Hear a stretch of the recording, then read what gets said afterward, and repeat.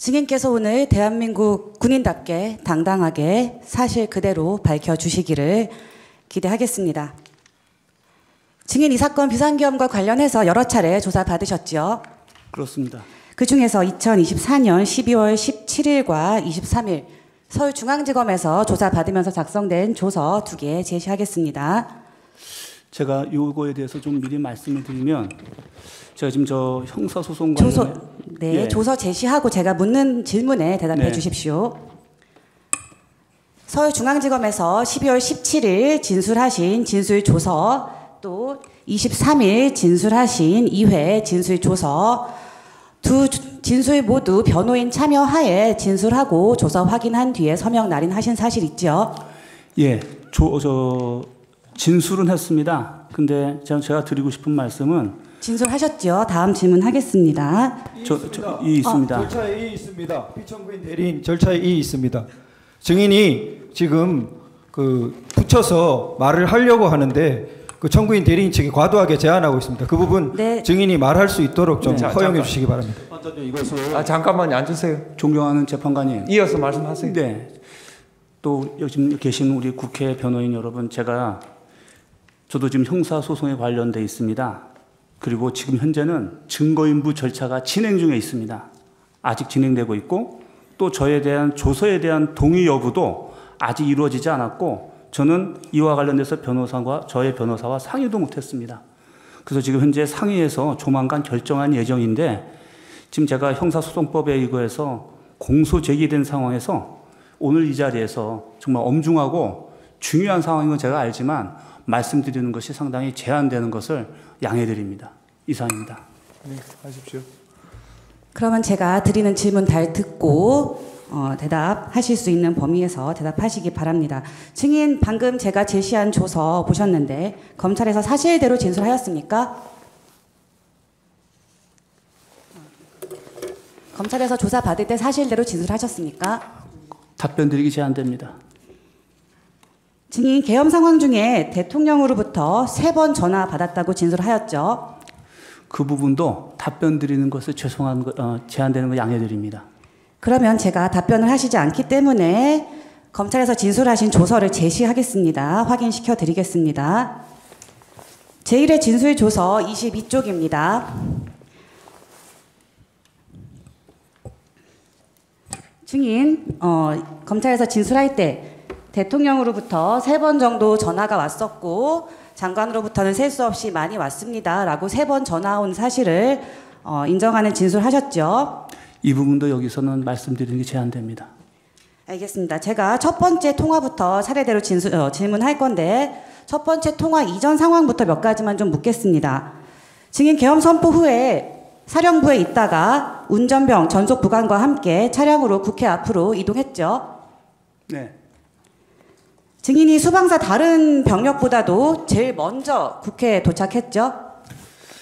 그 부분은 모르고 그 부분도 좀 제가 답변 드리는 건 제한됩니다. 증인이 현장에 도착을 했을 때 국회 출입문과 외곽 담장에 경찰들이 배치가 되어 있었고 시민들이 주변에 많이 모여 있었죠? 네. 그래서 차량으로 도착한 수방사 병력들이 국회 담장 안쪽으로 진입하기가 어려운 상황이었죠? 그렇습니다.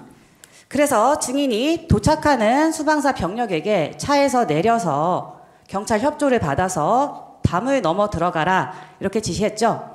그 부분도 좀 답변 드리기가 좀 제한이 됩니다. 증인 이렇게 현장에 도착해서 상황을 파악을 하고 또 도착한 병력들에게 국회 담장 안쪽으로 들어가라고 지시하던 무렵에 대통령으로부터 처음 전화를 받았죠? 그 부분도 답변 드리기 제한됩니다. 증인 국회 국조특위에서 군인답게 당당하게 모든 것을 사실대로 밝히겠다 때가 되면 증인이 이 대통령의 위헌적인 지시에 관해서 진술할 수 있는 헌법재판소에서 진술할 수 있는 기회는 오늘입니다. 오늘이 바로 그 당당하게 모든 것을 사실대로 밝힐 그때가 아닌가 싶습니다. 국회에서 답변해야 될 건 사실이고 질문을 드린 것은 아닙니다. 네. 아, 그래요? 네. 대통령이 증인에게 직접 전화하는 일이 자주 있었습니까? 답변 드리기 제한됩니다. 증인이 거부해도 제가 확인할 수 있는 질문들은 계속 드리겠습니다. 증인 첫 번째 통화에서 대통령이 증인에게 현장 상황을 물어봤고 증인이 국회에 도착했는데 사람이 많아서 들어갈 수가 없다 이렇게 보고했죠. 답변 드리지 않겠습니다. 네, 2회 진술조서 14쪽 제시하겠습니다.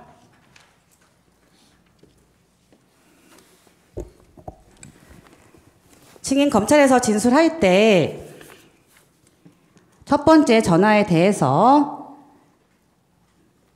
제가 기억하는 것은 대통령께 사람이 너무 많다. 경찰도 우리를 통과시켜주지 않습니다. 경찰에 부탁해서 저희 병력들에게 담을 넘어가라고 했습니다. 라는 취지로 말했죠. 이 부분 제가 이 자리에서 말씀 안 드리겠습니다. 대통령이 이 보고를 듣고 뭐라고 했습니까? 답변 드리지 않겠습니다. 대통령이 수방사 병력이 국회 지금 담을 넘어서 경내로 진입하려고 시도 중인 상황을 보고를 받았는데 왜 들어가는지, 들어가서 무엇을 할 것인지 특별히 묻지 않았던 겁니까? 답변 드리기 제한됩니다. 위원장님 죄송하지만 제가 한마디만 말씀드리겠습니다. 아닙니다. 지금 저 증인 취재 증인 조서에 저기 동의 여부 절차를 거치지 않았는데 그 조서를 가지고 묻는 것은 저희가 지금 동의 여부 부동의 여부를 확인하고 그냥 물어보세요. 제시 없이 질문하겠습니다. 첫 번째 통화 이후에도 증인이 대통령으로부터 걸려온 두 번째 전화를 받았죠. 두 번째 전화에서 대통령이 아직도 못 들어갔냐고 물었습니까?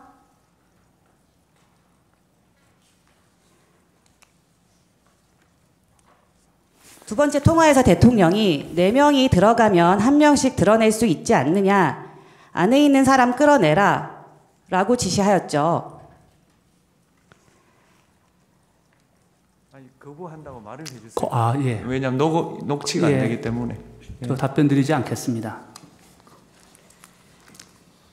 증인 12월 17일 조사 당시에 검찰에서 대통령이 4명이 들어가면 1명씩 드러낼 수 있지 않냐. 안에 있는 사람 끌어내라. 라고 하셨다고 진술하신 적 있으시죠? 답변 드리지 않겠습니다. 2회 진술조사 당시, 2회 조사 당시에도 대통령이 4명이 1명씩 들고 나올 수 있지 않냐라는 말을 기억하고 그 말을 듣고 제 마음이 좋지 않았습니다. 라고도 진술했죠. 답변 드리지 않겠습니다. 증인은 검찰에서 이 제가 말씀드린 2번뿐만이 아니라 거의 모든 조사에서 대통령의 3번 통화에 대해서 그리고 그 통화의 구체적인 내용에 대해서 일관되게 답변을 하였는데 이 부분에 대해서 인정하는 것이 어렵습니까? 그 부분도 답변 드리지 않겠고 저희 재판에 있을 때 그 부분은 다툴려지가 많습니다. 증인이 검찰에서 사실대로 진술하지 않았다는 말인가요? 그거는 저의 조사 기록을 보시면 알 겁니다. 제가 동의한 게 있고 아닌 게 있는데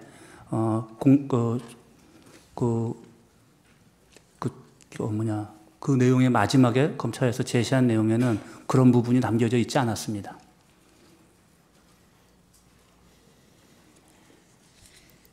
대통령이 지시한 4명이 1명씩 끌어내야 하는 안에 있는 사람이 누구였습니까? 답변 드리기 제한됩니다. 증인 조사 받을 때 제가 당시 국회의원을 끄집어내는 것이었구나 라고 생각했다고 진술했죠. 답변 드리지 않겠습니다. 증인은 대통령의 지시를 들은 다음에 제1경비단장 조성현 대령에게 국회 본청 내부로 진입해서 국회의원들을 외부로 끌어내라 라고 지시했죠. 그 부분도 답변 드리지 않겠습니다. 대통령이 4명이 1명씩 들고 나오라는 말을 하면서 체포라는 단어를 사용하기도 했죠. 답변 드리지 않겠습니다. 세 번째 통화 관련해서 묻겠습니다. 대통령이 이후에 증인에게 한 번 더 전화했죠. 답변 드리기 제한됩니다. 세 번째 통화에서 대통령이 아직도 못 갔냐, 뭐 하고 있냐 라고 질책하면서 문을 부수고 들어가서 끌어내 라고 지시했죠. 답변 드리기 제한됩니다.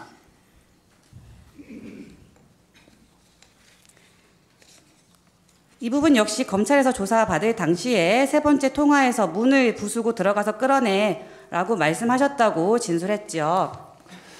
답변 드리기가 제한됩니다. 증인이 문을 부수기 불가능하다고 하자 대통령이 총을 쏴서라도 국회의원을 끌어내는 임무를 수행하라고 지시했죠. 답변 드리기 제한됩니다.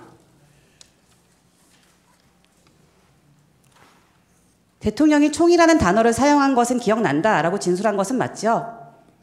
그 부분도 답변 드리기 제한됩니다.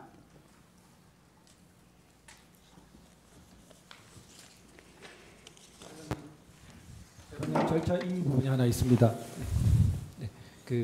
지금 현재 진술 조서를 제시하지 않는 것은 진전된 일입니다만 진술 조서 자체의 문구를 그대로 따서 이렇게 질문하고 있기 때문에 사실상 제시하는 효과와 마찬가지 양상을 빚고 있습니다. 그 취지를 가지고 묻는 것은 모르되 진술 조서의 문구 그대로를 축자적으로 제시하는 것은 진술 조서 제시와 효과가 같기 때문에 그 부분에 대해서 이의를 제기하는 것입니다. 그렇게 해주세요. 조서의 내용의 취지를 묻는 방식으로 신문하겠습니다. 아니. 진술 조서를 언급하지 마시고 네. 그냥 물어보시라고요. 알겠습니다. 제가 하나 추가로 여쭤보겠습니다. 증인 혹시 피청구인 면전이 아니고 가리개 설치된 상태에서는 좀 더 자유롭게 말씀하실 수 있나요? 전혀 그건 상관없습니다. 네. 저는 군인으로서 제 직책과 또 그 명예심을 가지고 말씀드리고 있는 중입니다.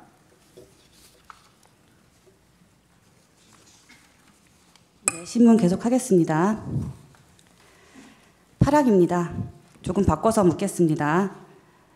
증인은 12월 3일에 비상계엄이 선포되기 이전에 비상계엄이 선포되면 수방사에서 어떤 조치를 취할 것인지 계획을 세웠죠. 답변 드리기 제한됩니다.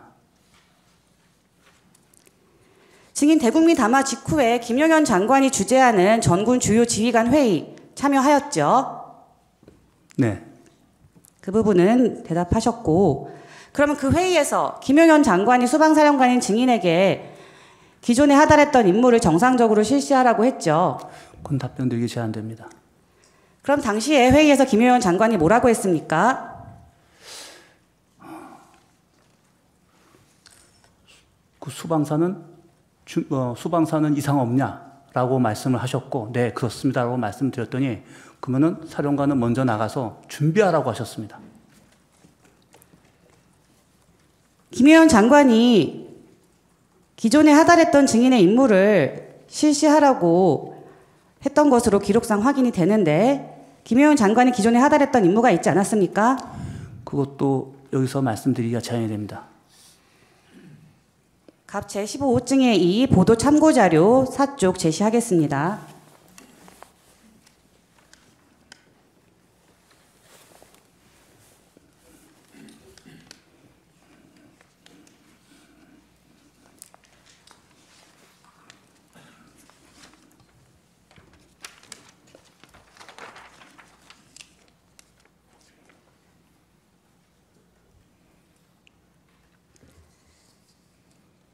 증인 비상계엄 선포 전날인 12월 2일에 휴대폰 메모장에 의명 행동화 절차를 구상해 보았습니다. 라고 시작하는 이 메모를 작성한 사실이 있죠. 이것은 증거로 채택된 내용입니다. 이 있습니다. 이 부분은 디지털 증거인데 형사적 같으면은 디지털 포렌식을 거쳐야 하고 엄격한 증거조사 절차를 거쳐야 하는 것입니다. 그럼에도 불구하고 이렇게 중요한 진술과 증거에 있어서 아무런 포렌식 절차를 거치지 않은 디지털에서 인용했다는 것을 메모로 띄우고 이런 방식은 굉장히 부적절하다고 생각됩니다.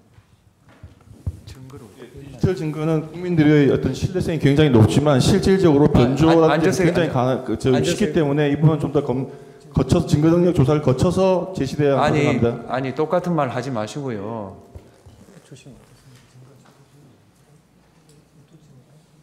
지금 몇 호증이죠?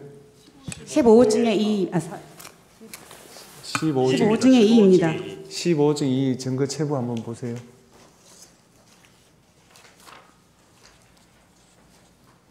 채택됐어요? 예, 물으십시오. 채택됐습니다. 김용현 장관의 지시로 이 메모 작성하셨죠? 요것도 지금은 말씀드리기가 제한이 됩니다. 자세한 것은 저희 재판 때 이것에 대한 정확한 배경은 설명할 겁니다. 오늘 이 자리는 증인의 형사재판이 아니고 피청구인 윤석열 대통령의 탄핵 심판입니다. 증인 국회에서 이 메모 김용현 장관의 지시로 작성하셨다는 거 인정하셨죠?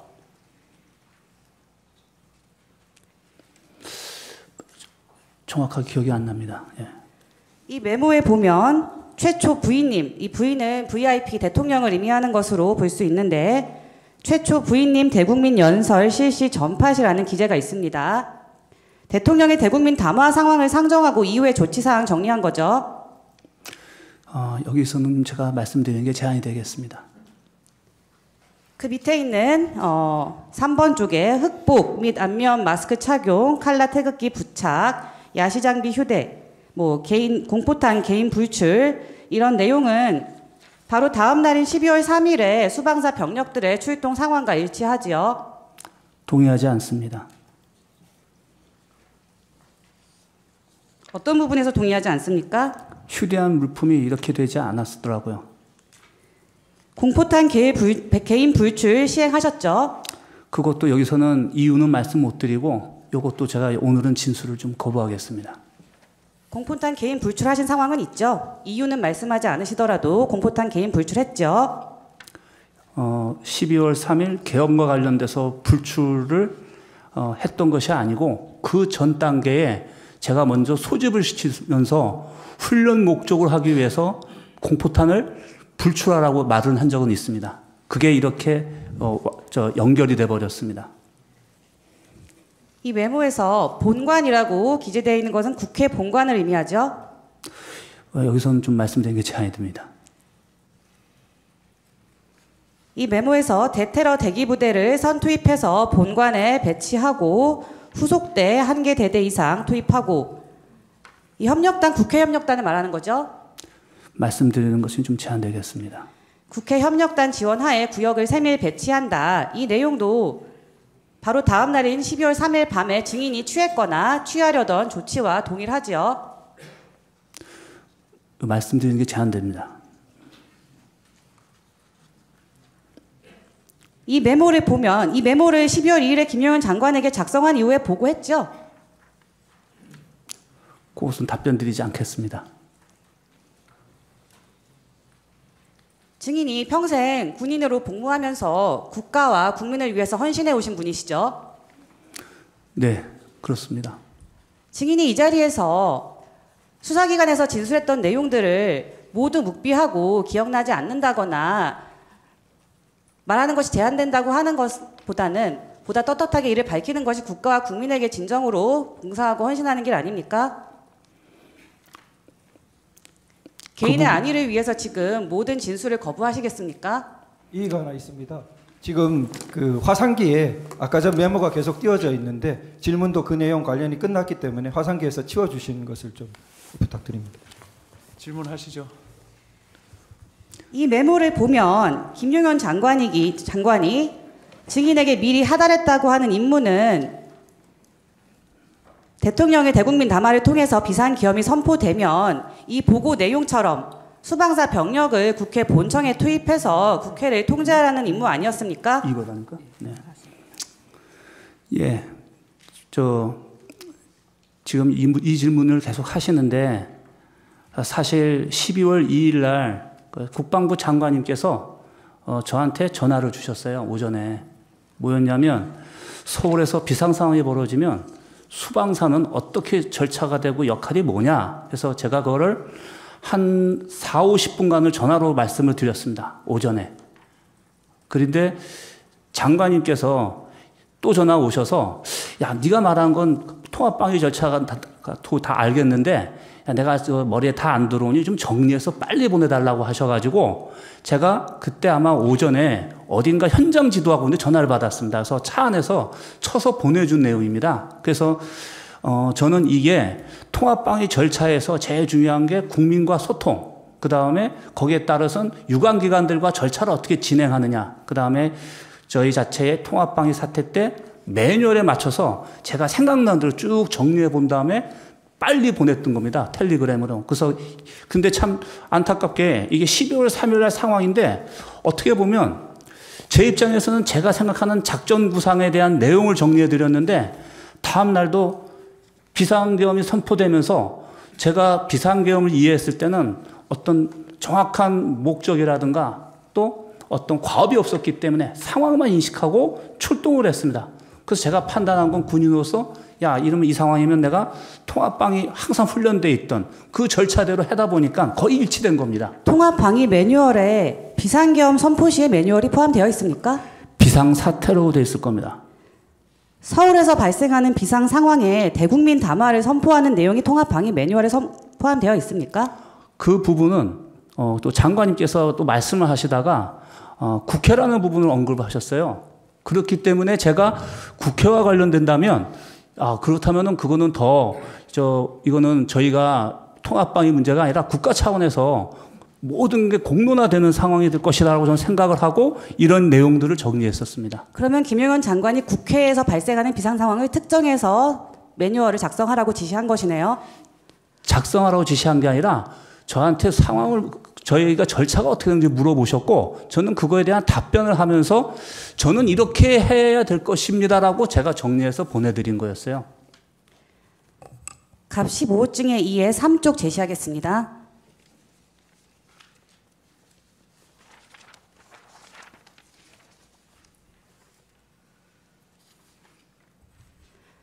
증인 김용현 장관에게 아까 그 메모로 작성한 서울의 국회에서 비상 상황이 발생할 때 수방사가 조치할 상황에 대한 보고를 휴대폰 메모장에 작성한 이후에 또 본인의 휴대전화로 문을 열거나 부수는 데 사용하는 도구, 쇠지렛대, 국회 해산이 가능한가요? 등을 검색한 사실이 있죠. 예, 이것도 그거를 작성하다 보니까 용어가 생각이 안 났어요. 그래서 이 도구가 이름이 뭐지? 그래서 제가 인터넷에 그 워딩을 넣을 때 문을 부수는 이런 단어를 썼더니 쇠지렛대라고 나오더라고요. 그래서 그 쇠지렛대를 거기다가 언급을 했던 기억이 납니다. 있습니다. 이 부분도 수사 보고서인데 보통의 형사 재판 같으면은 이 증거 절차를 거쳐서 제시될 수 없는 문건입니다. 이런 부분이 지금 현재 이렇게 아까 전에 조서와 마찬가지로 제안합니다. 예. 네, 계속하십시오. 증거 채택된 데 대해서 계속 같은 취지로 항의하시면은 저는 신문을 방해하는 거로 생각할 수밖에 없습니다. 하십시오.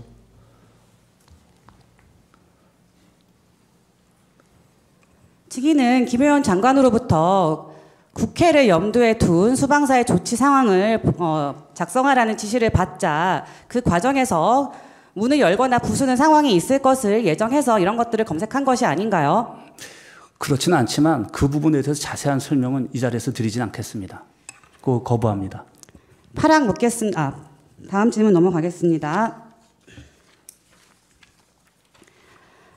증인은 국회가 계엄 해제 요구 의결을 한 뒤에도 대통령으로부터 한 차례 더 전화를 받은 사실이 있죠. 여기서 답변 드리지 않겠습니다. 증인 부관이 얘기하기로는 계엄 해제 요구 의결이 된 다음에 대통령이 증인에게 한 차례 더 전화를 걸었고 그때 뭐 190명 들어왔는지 확인도 안 되고 해제됐다 하더라도 내가 2번, 3번 계엄령 선포하면 되니까 계속 진행하라는 취지로 지시했다라고 진술하였는데 그런 통화를 한 기억이 있지 않나요? 지금 제가 답변 드리지 못하는 가장 큰 원인이 바로 지금 우리 총무님께서 질문하신 그 내용입니다. 왜냐하면 제가 기억하는 것과 또 제3자가 하는 얘기가 저의 기억이 없는 게 되게 많습니다. 그래서 제가 답변을 못 드리는 거고 지금 저희 공소장에 나와 있는 내용은 저의 내용이 대부분이 아니라는 것을 말씀드립니다. 이상입니다.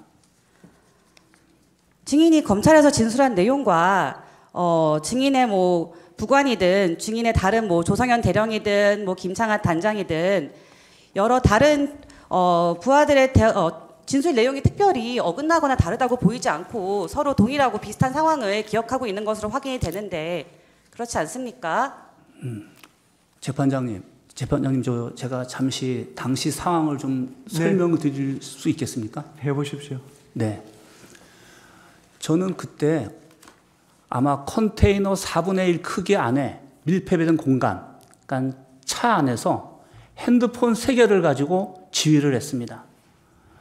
창문 2개를 통해서 바깥을 보면서 상황을 인지했고, 그 다음에 대부분 전화는 한 번도 끊어짐 없이 쉼없이 전화가 오고 갔습니다. 지시도 하고 확인도 하고. 그런 과정에 아마 군인들이면 장갑차 안에서 무전기 3개 들고 작전을 하면 무엇이 기억나고 안 나고 내가 한 말이 무엇인지도 모릅니다. 근데 어떻게 이렇게 자세하게 진술할 수 있는지도 제가 궁금하고, 저도 지금까지도 마치 조각이 편린된 것처럼 생각이 안 나서 12월 31일 날 우리 검사하시는 분이 이렇게 진행이 됐습니다 했을 때, 그때 저도 시간이 이렇게 지나갔구나라는 그 2시간을 이해했습니다. 근데 이 내용을 가지고 저보고 다 얘기하라고 한다면 사실은 그건 굉장히 위험하고 오히려 위증 가능성이 많다고 생각하기 때문에 제가 답변을 못 드린다는 것을 양해드리면서 드리겠습니다. 이상입니다. 제가 증인에게 기억에 반하는 진술을 하라고 하는 것이 아닙니다. 그 증인 군인으로 평생 복무하시면서 비상계엄이라는 상황을 경험한 적 있으십니까? 없죠. 수방사 병력이 국회에 출동한 적 있으십니까? 없습니다. 증인 대통령으로부터 직접 이날 이전에 전화를 받은 적 있으십니까? 처음입니다. 비상계엄이 선포된 굉장히 이례적 상황에서, 그리고 대통령이 평소에 직접 전화도 하지 않는 대통령이 직접 전화를 지시해서 또 그리고 질문 사항하고 실무 확산기하고 전혀 관계 없는 것이니까 치워주시기 바랍니다. 근데 그 부분은 비상계엄이라는 비상 상황이니까 그런 일이 있을 수 있지 않습니까? 증인, 제가 질문 아직 끝나지 않았습니다. 그런 이례적인 상황에서 또 대통령이 직접 전화로 지시를 하는데, 대통령의 지시 내용에는 4명이서 1명씩 끌어내라, 국회의원을 끌어내라, 문을 부수고라서도 들어가라, 뭐 총이라는 단어, 체포라는 단어, 민주주의 사회에서 차마 상상하기 어려운, 사실은 굉장히 무거운 책임을 질 수도 있는 그런 충격적인 대화를, 그런 지시를 내렸는데 그 상황을 기억하지 못한다는 게 가능합니까? 누구라도 증인이 검찰에서 진술하면서 총, 체포, 문을 부숴라 이런 단어들을 기억한다고 진술했는데, 그것은 그 복잡한 상황에서도 대통령이 직접 전화를 했고 그 지시의 내용이 전혀 일상적이지 않은 굉장히 독특하고 이례적인 단어나 지시였기 때문에 증인이 그런 부분들을 기억해서 진술한 것 아닙니까? 그 부분은 제가 답변드리기 제한이 됩니다.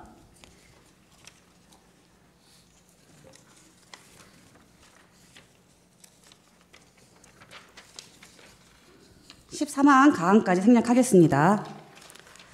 증인, 대통령이 비상계엄을 선포하기 전이나 또 계엄 중에 대통령이나 김영현 장관이 증인에게 이 사건 계엄이 짧게 끝날 것이라거나 경고성 계엄이니까 국회가 계엄 해제 요구를 의결하면 뭐 바로 철수하고 임무가 종료될 거다라는 이야기를 한 적이 있나요? 답변드리지 않겠습니다. 주신문 남는 부분 추후에 제주신문 때 혹시 활용할 수 있도록 해주시면 감사하겠습니다. 일단 6분 남겨놓으세요. 예.